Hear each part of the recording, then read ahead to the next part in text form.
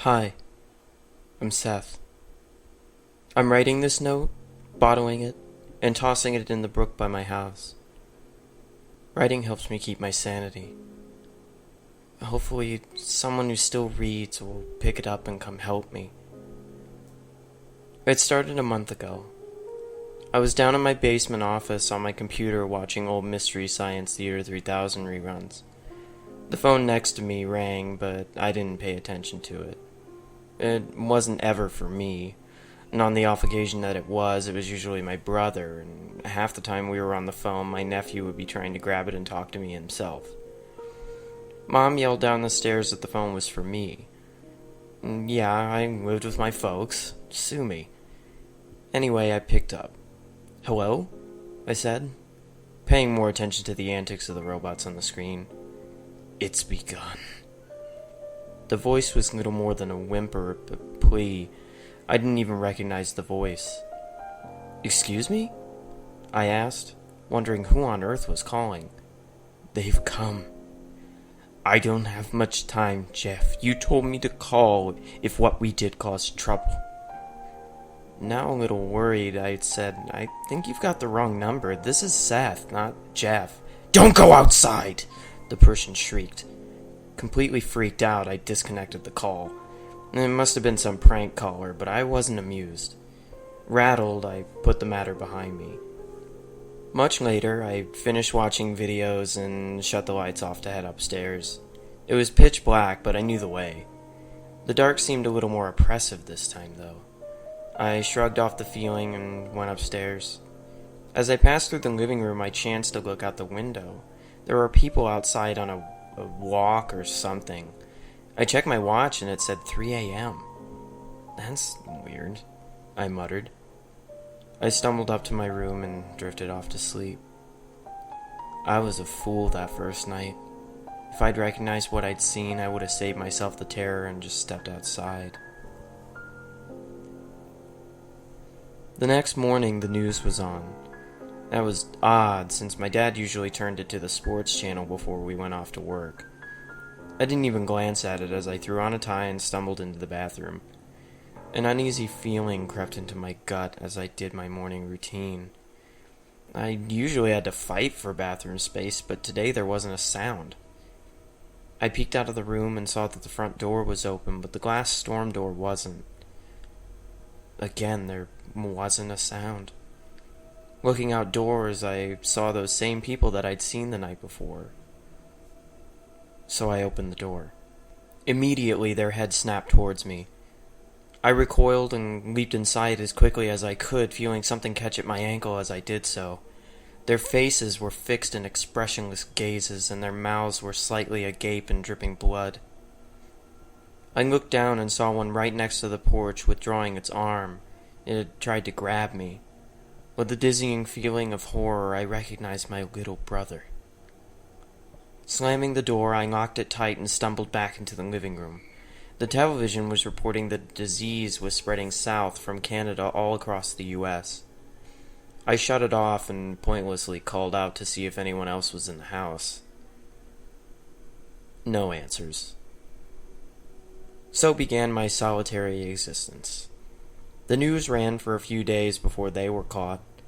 They kept making the most stupid mistake, going home every night. The electricity has stayed running. I guess someone left a switch on at the factory or something. Or maybe it's just northern New England that's been overrun, I don't know. The internet has been out too, so that's annoying. While the news was still running, they called them zombies, going back to that old standby. I guess it works. I mean, they don't do a whole lot, and they're definitely dead. They walk around until their legs rot out from under them, and then they crawl until they literally fall to pieces. While they've got legs, though, they're fast. That's how they jumped my family, I suppose. And the police car that drove up to the house to see if there were any survivors. That wasn't fun to look at every morning. They overturned my car while chasing him, so now I'm stuck. Cops to the rescue again. They don't really need food, so they didn't finish eating the poor guy. But they dismembered him. That's why he couldn't get up and join him. I can see him just gnashing his teeth fruitlessly, though. For about a week, a guy on the radio kept pointing out that they were falling to pieces, and all we needed to do was wait him out. But then he got impatient and went outdoors, and nobody's been on the radio for 2 weeks. I'm in trouble, though. You see, the house has no food left, and I can't wait for them to all fall down dead all over again. I've made a couple of expeditions to the general store. I'm just lucky that I had a sword collection upstairs.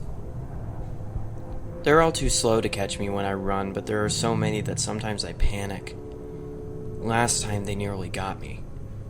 I broke the front door getting back in, and now the cold seeps in every night, and I can see one standing outside the porch right now, not 10 feet from where I'm writing this. You're safe indoors. Don't ask me why they have horror coming inside. Whatever the reason, it's been my lifeline. Unfortunately, they seem to know that there's someone alive in the house. Don't ask me how. This fella on the front step doesn't even have eyes anymore. Maybe they can hear a heartbeat or smell sweat or blood. I spent a couple of days naming them. Some of the faces I recognized, and I gave their old names to them. Same old gang's been hanging around here for the last few weeks, slowly dropping a number as they fall to pieces. They never wander off, though. There are 79 who were once men and 63 who were once women out there. Once, just to see what would happen, I shot one in the head with a shotgun. You know, the old shoot a zombie in the head and they die for good, see if that had any truth. So now I've actually got 79 who were once men, 62 who were once women, and one who was once a woman and decided to keep standing even after losing about 80% of her head. And I'm down one shotgun shell. So they wait, and I'm losing it. I talk to myself constantly, and I ate a stuffed animal last night. The cotton went down hard, but it felt good to have something in my stomach again. There are no fruit trees around, and anyway, it's November. The tap water stopped working 8 days ago. Luckily, I'd filled the bathtub and every bottle I could find before it stopped. Great. Now the lamp's getting brighter and I hear a buzzing sound, and I wonder if the power is going out.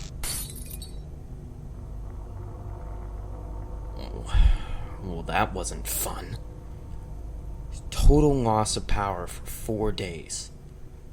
Ever try sleeping in the dark knowing that there are things just outside that will kill you and make you one of them the first chance they get? Probably, since these things are everywhere as far as I can tell. Quick update. I mentioned Herschel, the guy on my porch. Yeah, one of his legs fell off, so he's sitting down and sniffing at it. Thank God they lose all their higher brain functions. I'm pretty sure the soul isn't held captive in these things, and that this is all the disease or whatever, trying to spread itself as far as it can in the population. I don't know if you've noticed this, reader, but animals just don't seem to be affected or infected. It's a small comfort. Of course, they'll die if they eat the flesh, but they don't get back up once they die. Weird, huh?